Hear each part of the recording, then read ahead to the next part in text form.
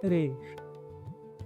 पांडव अपने वनवास के आखिरी कुछ महीने काट रहे थे। एक बार जब वो द्वैत वन में थे, तो उस समय एक ब्राह्मण जो उनके साथ थे, वो युधिष्ठिर और पांडवों के पास आए और कहने लगे कि हे महाराज, मैं यज्ञ के लिए समिधाएं इकट्ठा कर रहा था और उसके साथ में यज्ञ में डालने वाले वो जो छोटे-छोटे स्पून्स होते हैं लकड़ी के, वो भी थे और उन सबको एक छोटे से हिरन का बच्चा मुंह में उठा करके लेके गया है। अब जो यज्ञ करने वाले ब्राह्मण हैं वो जानते हैं कि वो कितने महत्वपूर्ण होते हैं। 5-6 स्पून्स का वो सेट होता है और वो एग्जैक्ट मेजरमेंट से बनाया जाता है। वो यज्ञों के लिए कौन सा स्पून कौन से हवन के लिए उपयोग होगा, कौन सी आहुति के लिए उपयोग होगा, कैसे उपयोग होगा, ये बहुत ही स्पेसिफिक होता है। तो वो सेट अगर नहीं है तो कोई भी ब्राह्मण यज्ञ नहीं कर सकता। वो यज्ञ उस स्पून सेट के बिना नहीं हो सकता। और ब्राह्मण पहले हर दिन यज्ञ किया करते थे। तो अगर ये जा रहा है हिरण का बच्चा, तो कल और कल से आके के यज्ञ कैसे होंगे? तो वो ब्राह्मण दौड़ते दौड़ते युधिष्ठिर महाराज के पास आया। ये क्या होगा? युधिष्ठिर महाराज कहने लगे, अरे बाप रे, ऐसा हो गया है, चलो हम में से कोई तो जा करके उठा के लाएंगे। सबसे पहले नकुल गए पीछे पीछे उस ब्राह्मण के, और ब्राह्मण ने दिखाया वो हिरण कहाँ तक गया था।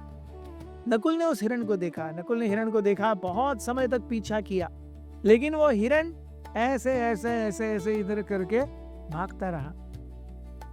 वापस जब नकुल आए कि अरे कुछ मिला ही नहीं है, सो वो ब्राह्मण और बाकी Pandava, yes, the Pandavas also were not happy, क्योंकि उनके अधीन जो ब्राह्मण हैं, उनके प्रोटेक्शन में जो ब्राह्मण हैं, उनको हर तरीके से अपनी उपजीविका करने के लिए भी चीजें देना, ये भी राजा का कर्तव्य है, युधिष्ठिर करना का कर्तव्य है। तो भीम और बाकी सारे पांडव चर्चा करने लगे युधिष्ठिर महाराज के साथ कि अरे ऐसे कैसे हो सकता है कि हम किसी ब्राह्मण को अपनी दिनचर्या करने के लिए जो साधन चाहिए वो भी नहीं दे सकते।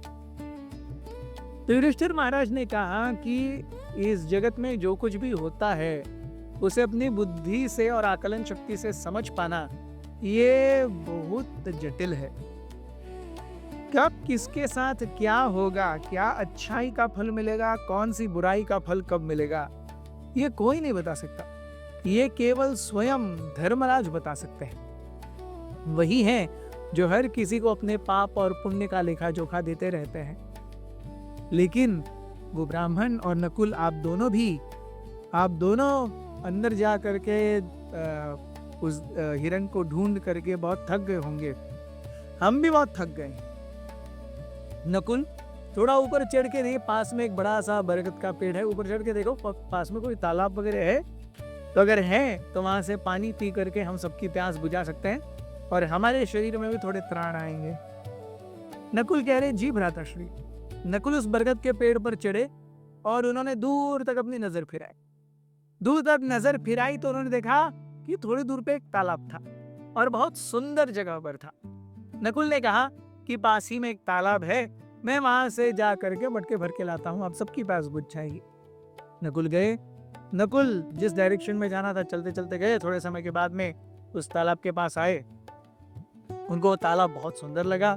पास में बहुत अच्छे अच्छे फूलों की क्यारियां थी, सुगंध मंडरा रही थी और बहुत लश ग्रीन फॉरेस्ट और ठंडा लग रहा था। नकुल को वो जो वातावरण है बहुत ही नए नरम में लगा।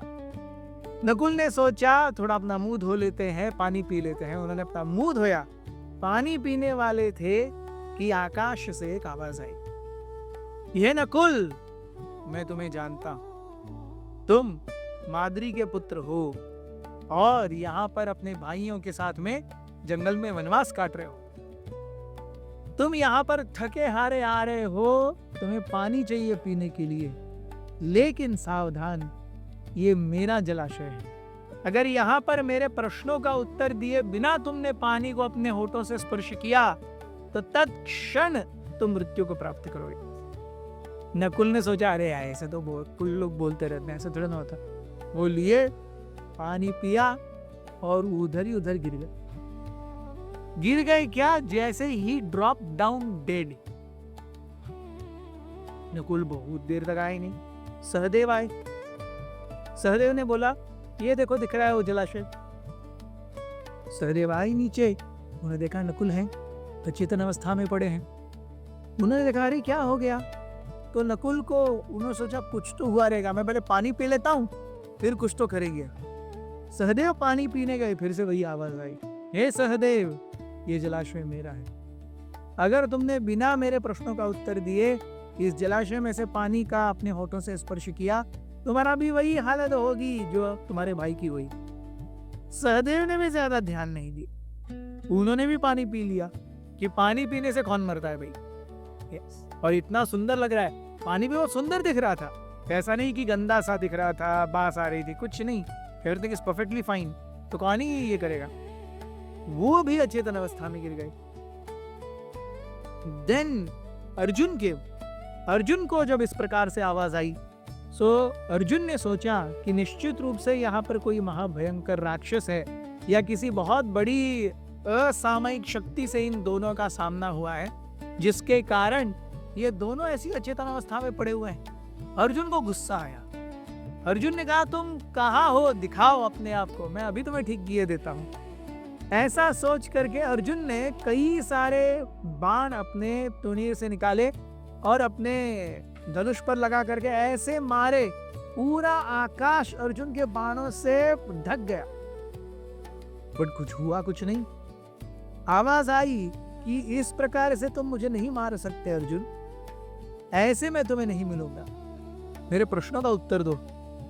अर्जुन बोलने लगे, प्रश्न, आओ तुम्हें मैं ठीक करता हूं। अर्जुन भी पानी पिए। भीम आए। भीम भी बड़े गुस्सैल, अरे मेरे चारों भाइयों को यहाँ पर अचेतन करके, 3 भाइयों को अचेतन करके तुम्हारी इतनी हिम्मत कि तुम मुझे बोलते हो मेरे प्रश्नों का उत्तर दो। तुम सामने आओ तब मैं दिखाता हूँ तुम्हारे कौन से प्रश्नों का उत्तर मैं दूंगा और मैं कौन से प्रश्न पूछूंगा जिसका तो उत्तर तुम दोगे। सामने आओ। जो भीम की तेवरियां देख करके फिर वो आवाज शांत हो गई। भीम ने भी पानी पिया, भीम अचेतन हो गए। नाउ युधिष्ठिर महाराज रियली पैनिक, क्या हो रहा है।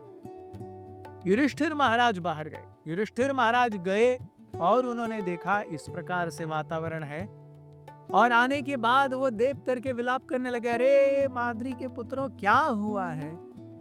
हे नकुल, हे सहदेव, तुम उठ क्यों नहीं रहे। हे अर्जुन, क्या तुम्हें याद नहीं कि तुम इंद्र को परास्त किए हो, तुम शिवजी को परास्त किए हो, इतने सारे अस्त्र शस्त्र तुम्हारे पास हैं जो पूरी भूमि में किसी के पास नहीं है, और ऐसे तुम कैसे मर गए।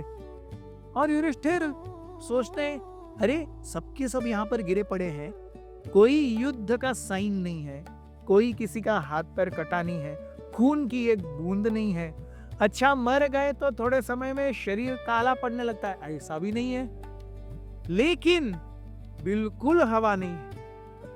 मतलब ये कोई अजीब ही शक्ति है जिसका प्रभाव है। मेरे भाई मरे नहीं हैं लेकिन मृतप्राय है। तो जब जानते हुए कि पता नहीं क्या है, युद्ध तो पक्का नहीं होने वाला है, ये सोचते हुए युधिष्ठिर महाराज गए पानी पीने के लिए। उनको कुछ पता नहीं है। तो फिर से आवाज आई, हे युधिष्ठिर, अगर मुझे बिना बताए, मेरे प्रश्न का उत्तर दिए बिना तुमने यहाँ पानी पिया तो फिर तुम्हारा भी वही हाल होगा जो तुम्हारे भाइयों का हुआ है। सावधान। युधिष्ठिर महाराज ने क्या किया और वो व्यक्ति कौन है, क्या प्रश्नों के बीच में संभाषण हुआ, ये हम देखेंगे। हमारे साथ बने रहिए। हरे कृष्ण।